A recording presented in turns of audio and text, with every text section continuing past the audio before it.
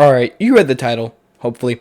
I'm going to be talking about movie sequels. Very few movies I've watched actually have good sequels when they receive one. There are two I can currently think of, and that's Rush Hour and Shrek. Movie sequels are just shameless cash grabs at popular IP so the juggernauts of the movie industry can suckle on the sweet, sweet heat called what I dub consumer loyalty. Consumer loyalty means that if that company puts out a movie, these certain consumers will go and watch the movie just because it has a certain film company behind it or a certain actor in it. Or what this video is talking about, a certain movie premise. Sequels follow the same linear pattern of the first movie, but with more world building and background explaining. Or they pull us in a completely new direction by showing new characters for us to get invested with the already established main character. That is how these movies are supposed to work. But that isn't what's happening in most of these movies nowadays. They keep printing and pressing the same movies over and over again, but because the old ones popped off, they think that everyone will just flock to these new ones thinking it's going to have the same traction. And some will. Like I said, consumer loyalty is a very, very powerful tool.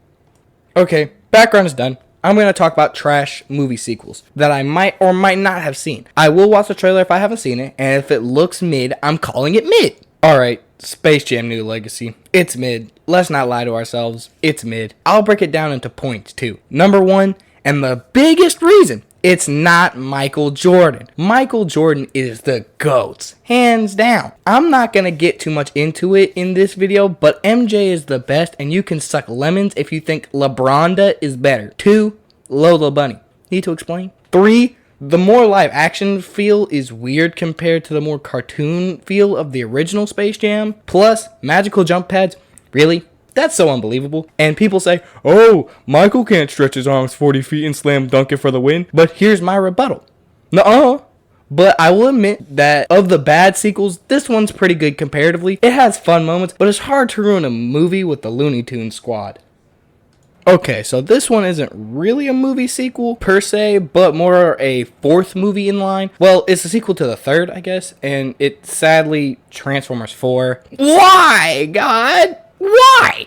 I don't care what you say. Transformers 1 through 3 were a goddamn masterpiece. They were so peak. Transformers 1 was perfect. Literally perfect. Transformers 2, even better. And everyone will say, it was the weakest of the trilogy, but it wasn't. Optimus was pure, unadulterated, badass. He put the paws on every Decepticon he saw. And tell me you didn't jump for joy when you saw him get resurrected, because I know I did. Now, Transformers 3 was also quite fire. There were some points that were lacking, though. Like, the bathroom scene was a bit too much, but it didn't take away from the movie all that much. And the moon plot, they should have pushed a little harder, but these are just some nitpicks. It didn't take away from the awesomeness of the movie. I've watched Transformers 1 through 3 a cool 12 times each, if not more. I love these movies. Then Transformers Age of Extinction rolled around. It was trash. They turned Optimus Prime into a knight for some reason and basically made his Prime status obsolete, which was so stupid. It was also supposed to be about the Dinobots, and they had no Dinobots in them until the middle-ish to end. Like, these are some of the biggest players in Transformers lore, and they got done so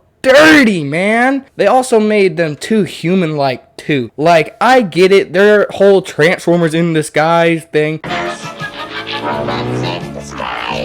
but they disguise as automobiles, not metal-looking people. They also squad-wiped all of our favorite people. Ratchet, gone. Sideswipe, where? The Wreckers pulled apart immediately. Then we went and changed main characters from Sam Witwicky to Mark Wahlberg.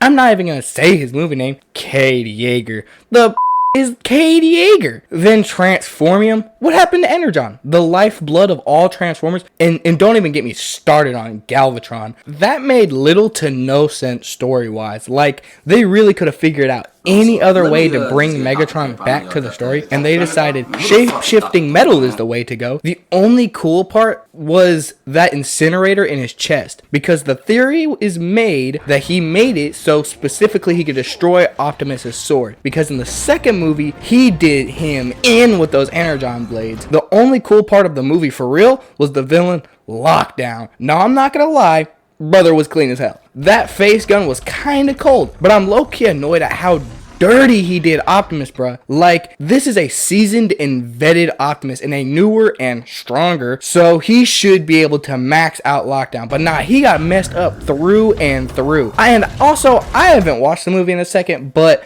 what was that sword gun about again? And how was it perfectly human sized? And you might say, but it looked big on Mark. That's because besides his muscles, Marky Mark is only like 5'7". So to a 5'10" person and up with a solid frame, that's like carrying a smaller but wider minigun. Also, the end of the movie was rather dumb. Like, why did Optimus just fly away? In all the other movies, he didn't even care about his past. He just wanted to keep the humans safe. We actually got the lore from the people, like the characters. Like the cube being the reason all of the Transformers are alive, cool. Or the Allspark giving Optimus his prime status back and being able to destroy the sun, I guess. Or the pillars being able to open a space bridge. All of them sound weird, but you can trace it back to some source comic. But in 4, they just got nothing. Like, they just said, fuck it, let's try this. And it flopped, and flopped hard. Okay, Lego Movie 2. I know.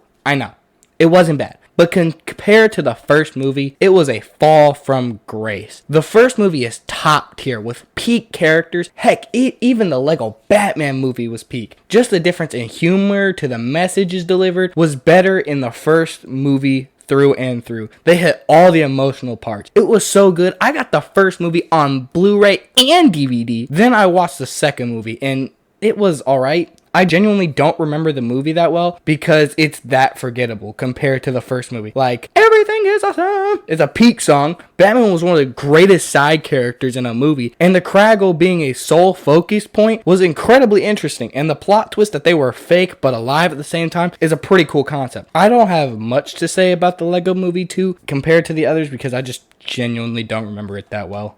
Okay, so this one is kind of current, and it's the new Joker movie. The fall off of Joker 2 needs to be studied. Like, how did it go from literally the #1 rated R movie of all time, and I believe the first rated R movie to cross the $1 billion mark? So imagine running a race and breaking so many records, your name is in the history books. Then the very next race you run, you not only come in last place, but you trip, fall, and break your kneecaps and can never run again. That's how much of a fall off this is. It's monumental. I remember watching the trailer to this movie, and everyone was saying that this or Deadpool 3 will break the record holder guaranteed. Hell, I remember seeing a comment say, Joker breaks record, Joker 2, you want to see me do it again? Then it doesn't even beat Morbius in the box office. I'm sorry, but if you lose to It's Morbin Time, there is an issue. You lost to Madam Web. I'm sorry again, but no comic book movie should lose to a Sony comic book movie unless it's Spider-Man. But no, seriously, if Joker 2 was this bad, I pray